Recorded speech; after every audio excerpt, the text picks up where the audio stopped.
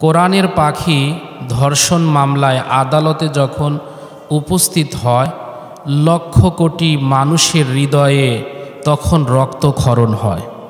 জেলে ভরে জুলুম করে এমন ভাঙা যাবে না, অত্যাচারের শিকল দিয়ে এমন বাঁধা যাবে না। জেলে ভরে জুলুম করে এমন বাঁধা যাবে না, অত্যাচারের শিকল দিয়ে এমন বাঁধা যাবে না। মোরা শক্ত হব সীসার মতো, আসবে বাধা বিপদ যত। শক্ত হব সীসার মতো, আসবে বাধা বিপদ যত। লক্ষ পানে খুন ঝরাবো, দিত পরাজয় মানব না। দিত পরাজয় মানব না, দিত পরাজয় মানব না। আশা করছি আল্লাহ পাকের অশেষ মেহেরবানিতে আপনারা সবাই ভালো আছেন। অত্যন্ত ভারাক্রান্ত এবং হৃদয়ে ব্যথা নিয়ে আপনাদের সামনে হাজির হয়েছি। গতকালকে আল্লামা আজিজুল হক রহিমাহুল্লাহ রহমাতুল্লাহ আলাই ওনার ছেলে আল্লামা মামুনুল হককে ধর্ষণ মামলায় আদালতে হাজির করা হয়। কোরআনের পাখি ধর্ষণ মামলায় আদালতে যখন উপস্থিত হয়, লক্ষ কোটি মানুষের হৃদয়ে তখন রক্তক্ষরণ হয়। মনে হয় যেন শয়তানও খিলখিল করে এ দৃশ্যগুলো দেখে আর হাসে যে হায় রে হায়, আমিও মিথ্যা বলি, আমিও মানুষকে ধোঁকা দেই, আমিও মানুষকে ধোঁকা দিয়ে বোকা বানাই, তবে এরকম কখনো শয়তানি করি না। অর্থাৎ মানুষ হয়ে মানুষের বিরুদ্ধে যতটা ষড়যন্ত্র করছে, মানুষ হয়ে মানুষকে যতটা বোকা বানাচ্ছে, মানুষ হয়ে মানুষের উপর যতটা অপবাদ লাগাচ্ছে, শয়তানও দেখে আর হাসে আর চিন্তা করে আমিও কখনো মানুষকে এতটা অপবাদ দেই না। একজন আলেম আর যাই হোক না কেন ধর্ষক হতে পারে না। তাও কাকে ধর্ষণ করেছেন? তিনি নাকি তার স্ত্রীকেই ধর্ষণ করেছেন। যেই মেয়েটা একসময় বলেছিলেন যে আমি মামুনুল হকের স্ত্রী, আজকে তিনিই নাকি বলছেন আমাকে বিবাহের কথা বলে মামুনুল হক ধর্ষণ করেছে। জাতির জন্য এর চাইতে লজ্জাকর অপমানজনক কথা আর কি হতে পারে? এ মুসলমানের সন্তানেরা, এই পৃথিবীর জমিনে যুগে যুগে যারাই কোরআনের পক্ষে কথা বলেছে, হাদিসের পক্ষে কথা বলেছে, আমার আল্লাহর পক্ষে যারা কথা বলেছে, তারা যুগে যুগে ধর্ষণ মামলার শিকার হয়েছে। তাদের চরিত্র হরণ করা হয়েছে, তাদের উপর বড় বড় ধর্ষণের মামলা চাপিয়ে দেওয়া হয়েছে। যার জ্বলন্ত প্রমাণ হযরতে মুসা আলাইহিস সালাতু ওয়াস সালাম। মুসা আলাইহিস সালাতু ওয়াস সালামের তাওরাত কিতাবের একমাত্র হাফেজ ছিলেন কারুন। এই কারুন শুধু তাওরাত কিতাবেরই হাফেজ নয়, তিনি অন্যদিকে মুসা আলাইহিস সালাতু ওয়াস সালামের আপন চাচাতো ভাই, অন্যদিকে মুসা আলাইহিস সালাতু ওয়াস সালামের ভগ্নিপতি। কারণ ছিল সম্পদের দিক দিয়ে এক সময় এত অভাব অনটনের ভিতরে দিন কাটাচ্ছে, দুবেলা খাবে, দুবেলা খেয়ে পরে একটু স্বাচ্ছন্দ্যে বেঁচে থাকবে এমন কোনো টাকা পয়সা কারুনের কাছে নাই। কারণ তার স্ত্রীকে ডাক দিয়ে বলে, ওগো স্ত্রী, আমাদের কাছে টাকা নাই, পয়সা নাই, কি করে একটু ভালো থাকবো? তোমার ভাই তো আল্লাহর পয়গম্বর, একটুখানি যাও, যে বলো ভাইজানকে আমাদের জন্য যেন আল্লাহ পাকের দরবারে দোয়া করে, একটুখানি যেন সম্পদের ব্যবস্থা করে দেয়। বোন এসে যখন ভাইকে ডাক দিয়ে বলে, ভাই গো, একটু আমাদের সম্পদের ব্যবস্থা করে দিন। মুসা আলাইহিস সালাতু ওয়াস সালাম ঘরের ভিতরে ঢুকলেন, এক খণ্ড লোহার সঙ্গে পরশপাগরের স্পর্শ করালেন, পরশ পাথরের স্পর্শ পাওয়ার কারণে মুহূর্তের ভিতরে লোহাটা শূন্য হয়ে যায়। মূসা আলাইহিস সালাতু ওয়াস সালাম লোহার খণ্ডটা এনে বোনের হাতে তুলে দিয়ে বললেন, যাও এইটা দিয়ে অভাব অনটন দূর করো। কারণ যখন দেখলেন মূসা আলাইহিস সালাতু ওয়াস সালাম তার বোনের হাতে কিছু সময়ের ব্যবধানে স্বর্ণের এক খণ্ড টুকরা তুলে দিয়েছে, কারণের মনের ভিতরে লোভ ঢুকে গেল, যে কোনো কায়দায় দেখতে হবে মূসা কোন কায়দায় লোহাকে স্বর্ণ বানায়। মূসা আলাইহিস সালাতু ওয়াস সালামের দরবারে আবার পাঠালো, যাও আজকেও তুমি যাও, যা কিছু তোমার ভাই দেয় ওইটা নিয়ে আসবা, আর ঘরের ভিতরে তোমার ভাই কি করে একটু চোখ লাগায়া দেখবা। বোন এবার দেখলো মূসা আলাইহিস সালাতু ওয়াস সালাম পরশ পাথর লোহার সাথে লাগানোর সঙ্গে সঙ্গে ওই লোহার খণ্ডটা স্বর্ণ হয়ে গেল। স্ত্রী এবার এসে কারুনকে ডাক দিয়ে বলে, স্বামী আমার, ঘরের ভিতরে ভাই ঢুকে পরশ পাথর যখন লোহার সঙ্গে লাগাইছে সঙ্গে সঙ্গে লোহাটা স্বর্ণ হয়ে গেছে। কারণ ডাক দিয়ে বলে, বিবি আমার স্বর্ণ দরকার নাই, আমার ওই পরশ পাথর লাগবে। কৌশল করে এক সময় স্বর্ণের টুকরা না নিয়ে এবার পরশ পাথর যখন ঘর থেকে চুরি করে নিছে, কিছুদিনের ব্যবধানে কারণ লক্ষ লক্ষ কোটি কোটি ডলারের মালিক যখন হয়ে গেল। মূসা আলাইহিস সালাতু ওয়াস সালাম একদিন এসে বলে, কারুন তোমার সম্পদ অনেক হয়ে গেছে, কারণ আল্লাহর রাস্তায় তোমারে যাকাত দেওয়া লাগবে। কারণ প্রথম দিকে নরম সুরে ডাক দিয়ে বলে, মূসা রে, কি পরিমাণ সম্পদ তোমার আল্লাহর জন্য যাকাত দেওয়া লাগবে, একটু শোনো তো দেখি। মূসা আলাইহিস সালাতু ওয়াস সালাম আমার আল্লাহর সাথে যেহেতু কথা বলেন, ওয়া কাল্লামাল্লাহু মূসা তাকলিমা, মূসা আলাইহিস সালাতু ওয়াস সালাম আমার আল্লাহর সাথে যেহেতু কথা বলেন, আল্লাহ পাক রব্বুল আলামিন ডাক দিয়ে বললেন, কারুনের সম্পদের অর্ধেক যাকাত দেওয়া লাগবে। কারণ এক পর্যায়ে বলে, মূসা আল্লাহ যেহেতু কমিয়েছে আরো দয়া হতে পারে, তুমি আর একটু বলো। শেষ পর্যন্ত মূসা আলাইহিস সালাতু ওয়াস সালাম কারুনের কাছে এসে বলে, কারুন আল্লাহ বড় দয়া করেছে, তোমার যত সম্পদ আছে সকল সম্পদের ভিতর থেকে সব সম্পদগুলো রেখে মাত্র 25% যাকাত আমার আল্লাহর রাস্তায় দিলেই হবে। কারণ ডাক দিয়ে বলে, ভাইজান আপনি আজকে যান, আমি রাতে আজকে একটু গবেষণা করি, আমার সম্পদের হিসাব করি, তারপরে আগামীকালকে সিদ্ধান্ত দিব। কারণ হিসাব নিকাশ করে দেখে যদি যাকাত দেওয়া লাগে 70,000 কর্মচারী একটানা 6 মাস পর্যন্ত যদি কাজ করে, ওই কাজের কারণে যত অর্থ জমা হবে সমস্ত অর্থগুলো আমার আল্লাহর রাস্তায় দেওয়া লাগবে। কারণ এক পর্যায়ে মূসা আলাইহিস সালাতু ওয়াস সালামকে ডাক দিয়ে বলে, ও মূসা, তোমার আল্লাহ আমার জন্য এত টাকা যাকাত নির্ধারণ করেছে, 70,000 লোক যদি 6 মাস একটানা কাজ করে, যতদিন পর্যন্ত কাজ করলে যত সম্পদ একত্রিত জমা হবে ওই সমস্ত অর্থগুলো তোমার আল্লাহর রাস্তায় দেওয়া লাগবে, সুতরাং আমি আল্লাহকে যাকাত দিব না।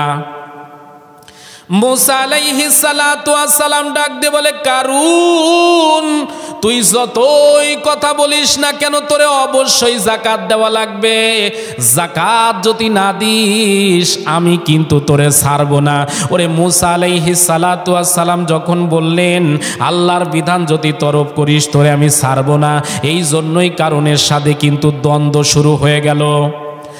আজও পৃথিবীর জমিনে আমরা ওই জিনিসটাই দেখি, যখন দাড়িওয়ালা টুপিওয়ালা পাগড়িওয়ালা নামাজিরা যখন বলে এই পৃথিবীর জমিন সৃষ্টি করেছে আল্লাহ, সুতরাং এই পৃথিবীর জমিনে আল্লাহর আইনই চলবে, অন্য কোনো আইন চলবে না।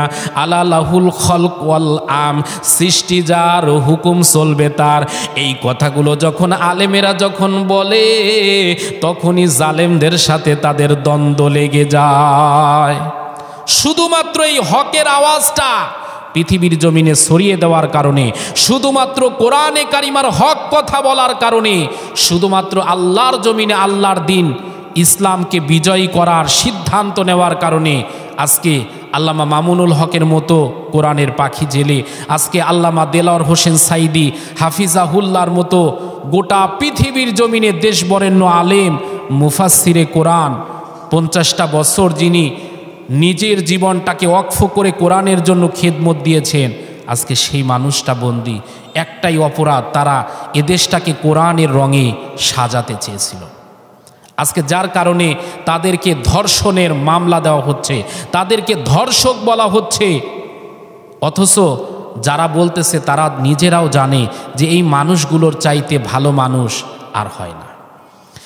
এ মুসলমানের সন্তানেরা, মুসা আলাইহিস সালাতু ওয়াস সালাম ডাক দিয়ে বলে, কারুন যদি আল্লাহর জন্য যাকাত না দিস আমি কিন্তু তোর বিরুদ্ধে অ্যাকশনে চলে যাব। কারণ বুঝতে পারলো মুসা নবী যে কোনো সময় আমার বিরুদ্ধে দাঁড়াতে পারে। এই জন্য কারণ গভীর ষড়যন্ত্রের শিকার করার জন্য ওই সময়কার ভিতরে সুন্দরী রূপসী সুরসী যুবতী একজন পতিতা ছিল, নাম হচ্ছে জোয়াইরা। এই জোয়াইরা নামক সুন্দরী রূপসীর কাছে গিয়ে বলতেছে, জোয়াইরা তোমারে 4 বস্তা স্বর্ণের টাকা দিব, এখন কিছু টাকা দিচ্ছি, বাকি টাকাটা কাজের পর দিব।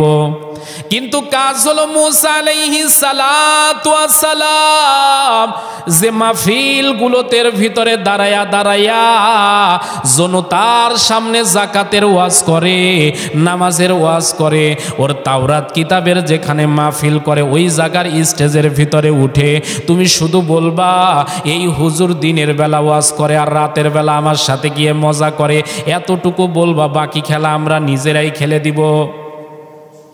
জোয়াইরা প্রথম দিকে রাজি হয় না, এক পর্যায়ে টাকার লোভের কারণে তিনি সিদ্ধান্ত নিল, ঠিক আছে বলবো। আল্লাহর পয়গম্বর মুসা আলাইহিস সালাতু ওয়াস সালাম দিনের বেলা তাওরাত কিতাবের যখন দাওয়াত দিচ্ছে স্টেজে উঠে, উলঙ্গ, গায়ে কাপড় নাই, উলঙ্গ, নিজের শরীরটা ঢাকে নাই, এমন একজন পতিতা মহিলা সুন্দরী রূপসী সুরসী যুবতী স্টেজের ভিতরে দাঁড়াইয়া লোকদেরকে ডাক দিয়ে বলে, লোকেরা এতদিন পর্যন্ত এই হুজুরের অনেক ওয়াজ শুনেছেন, এখন আমার ওয়াজ শোনেন। এই হুজুর দিনের বেলায় ওয়াজ করে আর রাতের বেলা আমার কাছে এসে মজা করে। ওরে বলতে দেরি, জোয়াইরা জবান বন্ধ হতে দেরি নাই। লোকেরা বলে, বলো বলো, তোমার কথাই তো আমরা শুনতে চাই। আল্লাহর পয়গম্বর মুসা আলাইহিস সালাতু ওয়াস সালাম ডাক দিয়ে বলে, কি বললা তুমি? আর একটা বার বলো। কিন্তু জোয়াইরার হাত চলে, পা চলে, কিন্তু মুখ চলে না। আল্লাহর দরবারে ডাক দিয়ে বলে, মালিক শুধুমাত্র তাওরাতের সঠিক কথাগুলো বলার কারণে আজকে চরিত্রের উপরে কলঙ্কের দাগ এসে পড়লো। ও আল্লাহ, তুমি তো সব দেখো, তুমি কি কিছু করবা না? ওয়ামাকারু ওয়ামাকারাল্লাহ ওয়াল্লাহু খায়রুল মাকিরিন। আল্লাহ রাব্বুল আলামিন বলেন, তারা করে গভীর ষড়যন্ত্র আর আমি আল্লাহ করি কৌশল। আমি আল্লাহ যখন অ্যাকশনে চলে যাই, কোনো বাতিলের ক্ষমতা নাই কোনো মানুষের ক্ষতি করতে পারে। আল্লাহ পাক রব্বুল আলামিন জিবরাইলের মাধ্যমে নবীকে ডাক দিয়ে বলে, নবী গো, এই সময় মাথা গরম করলে হবে না, বরং মাথাটা একটু ঠান্ডা করে জোয়াইরাকে বোঝান কে বলেছে কে বলেছে, না সারা জাতির লোকেরা কিন্তু ভুল বুঝে যাবে। মুসা আলাইহিস সালাতু ওয়াস সালামের জিহ্বা যেহেতু ভারী ছিল, যার কারণে তোতলা মানুষের কিন্তু রাগ বেশি হয়। এক কথা বলতে গেলে বারবার বলতে হয়, যার কারণে রাগও বেশি। মুসা নবী এক সময় রাগ করে বলে, বল বল বল, কে বলেছে? জোয়াইরা যখন কথা বলেন, এক সময় মুসা আলাইহিস সালাতু ওয়াস সালামের রাগ বেড়ে যাচ্ছে। কিতাবের মধ্যে এসেছে, মুসা নবীর যখন রাগ বেড়ে যেত মাথার চুলগুলো খাড়া খাড়া হয়ে যেত। এক পর্যায়ে মুসা আলাইহিস সালাতু ওয়াস সালাম বলতেছে, মাগো, কে আমার বিরুদ্ধে এত বড় ষড়যন্ত্রের কথা বলেছে একটু বলো। আল্লাহর পয়গম্বর বারবার যখন বোঝায়, এক পর্যায়ে বলে, তুমি আমার বিরুদ্ধে ষড়যন্ত্র করতেছ। আর জিবরাইল আমিন ফেরেশতা এসে আমাকে এখনই খবর দিল, যারা তোমার সাথে মিলে আমার বিরুদ্ধে ষড়যন্ত্র করেছে, তোমাকে 4 বস্তা টাকা দিতে চেয়েছিল, 3 বস্তা টাকা ছাই হয়ে গেছে, 1 বস্তা অবশিষ্ট আছে। জুয়াইরা এমন সময় জবান আমার আল্লাহ খুলে দিল। জুয়াইরা চিল্লায়া ডাক দিয়ে বলে, মুসা নবী গো, আমার টাকা যখন ছাই হয়ে গেছে, আমি জনসমুদ্রের ভিতরে হাড়ি ভেঙে দিব, আর আমি কারুনের পক্ষে থাকবো না। এই মুহূর্তে আমি আপনার পক্ষে চলে আসলাম। ও আল্লাহর পয়গম্বর, কেবলমাত্র শুধুমাত্র টাকার কাছে আমি বিক্রি হই না, আমাকে ভয় দেখিয়েছে, আমাকে হত্যা করার গভীর ষড়যন্ত্র করেছে, যার কারণে আমি আপনার বিরুদ্ধচারণ করেছি। আমি এই মুহূর্তে সাক্ষ্য দিলাম, আপনার চাইতে ভালো মানুষ পৃথিবীর জমিনে আর হয় না। মুসা আলাইহিস সালাতু ওয়াস সালাম বলে, কে আমার বিরুদ্ধে ষড়যন্ত্র করেছে বলো। জুয়াইরা এমন সময় ডাক দিয়ে বলে, পয়গম্বর, আপনার চাচাতো ভাই কারুন করেছে। মুসা আলাইহিস সালাতু ওয়াস সালাম আসমানের দিকে 2টা হাত বাড়ায়া দিছে, আর 2 চোখের পানি ফেলে দিয়ে কান্দে, আল্লাহ, ও আল্লাহ, তুমি তো দেখো, তুমি তো শোনো, কারণ আমার বিরুদ্ধে চরিত্র হানির অভিযোগ এনেছে রে আল্লাহ, আমি আর সইতে পারি না। ও আল্লাহ, তোমার কাছে বিচার চাই। আল্লাহ পাক রব্বুল আলামিন ডাক দিয়ে বলে, মুসা রে, টেনশন করিস না রে মুসা, এই মুহূর্তে আমি মাটিকে অনুমতি দিলাম, আপনি যা কিছু বলবেন মাটি আজকে তাই শুনবে। মাটির দিকে লক্ষ্য করে মুসা নবী ডাক দিয়ে বলে, এ মাটি, ধর কারুন রে, ধর, ধর কারুন রে, ধর। বলতে দেরি আল্লাহ পাকের হুকুমে মাটি কারুনকে হাঁটু পর্যন্ত গেড়ে ফেলেছে। কারণ ডাক দিয়ে বলে, মুসা, জাদু দেখাবার আর জায়গা পাইলা না, যতই হাঁটু মাটির ভিতরে দেবে যাক না কেন আমি ভয় পাই না। কত মাটির ভিতরে দেবে গেলাম, আবার উঠে পড়লাম। মুসা আলাইহিস সালাতু ওয়াস সালামের আরো রাগ বেড়ে গেছে। এমন সময় ডাক দিয়ে বলে, মাটি, ধর কারুন রে, ধর, ধর কারুন রে, ধর। বলতে দেরি মাটির ভিতরে কারুনের মাজা পর্যন্ত দেবে গেছে। এমন সময় মুসা আলাইহিস সালাতু ওয়াস সালাম ডাক দিয়ে বলে, ধর কারুন রে, ধর। বলতে দেরি কারুনের এবার যখন গলা পর্যন্ত মাটির ভিতরে গেঁথে গেছে, কারণ বুঝতে পেরেছে আর বাঁচতে পারবো না, আল্লাহর আযাব চলে এসেছে। ইন্না বাতুশা রাব্বিকা লাশাদীদ। কারণ ডাক দিয়ে বলে, মুসা রে, আমি যদি মারা যাই তোমার বোন কিন্তু বিধবা হয়ে যাবে, আমি যদি মারা যাই তোমার তাওরাত কিতাবের হাফেজ কিন্তু মারা যাবে। ও মুসা, যত টাকা লাগে, অর্থ লাগে, সম্পদ লাগে, সব তোমার আল্লাহর জন্য যাকাত দিব, তবুও তুমি আমারে ছাইরা দাও। মুসা আলাইহিস সালাতু ওয়াস সালাম ডাক দিয়ে বলে, মাটি ধর। ওরে বলতে দেরি মাটির ভিতরে সমস্ত সম্পদ সহ কারণ কিন্তু মাটির ভিতরে দাফন হয়ে যায়। তার মানে যারা জালেম হয়ে আলেমদের বিরুদ্ধচারণ করে, যারা জালেম হয়ে কোরআনের পাখিদের বিরুদ্ধচারণ করে, যারা জালেম হয়ে নবীদের বিরুদ্ধচারণ করে, এদের স্বপ্ন কিন্তু পূরণ হবে না, বরং যতই সম্পদ করুক না কেন এদের বিপদ কিন্তু খুব নিকটে। আজকে যারা আলেমদেরকে গভীর ষড়যন্ত্রে আটক করে রেখেছেন, যারা স্বাধীনভাবে চলতে দিচ্ছেন না, যারা মুক্তভাবে আজকে কথা বলতে দিচ্ছেন না, সময় একদিন আসবে আপনারাও কথা বলতে পারবেন না, মুক্ত থাকতে পারবেন না, স্বাভাবিকভাবে চলতে পারবেন না। সেদিন কি হবে? এজন্য এখনো সময় আছে, এখনো ফিরে আসেন। আলেম যারা আছে, যারা হকপন্থী আলেম আছে, কোরআনপন্থী যারা আলেম আছে, তারা কখনো জেল জুলুম জরিমানার ভয় পায় না। আল্লামা মামুনুল হক তার জীবন্ত নজির।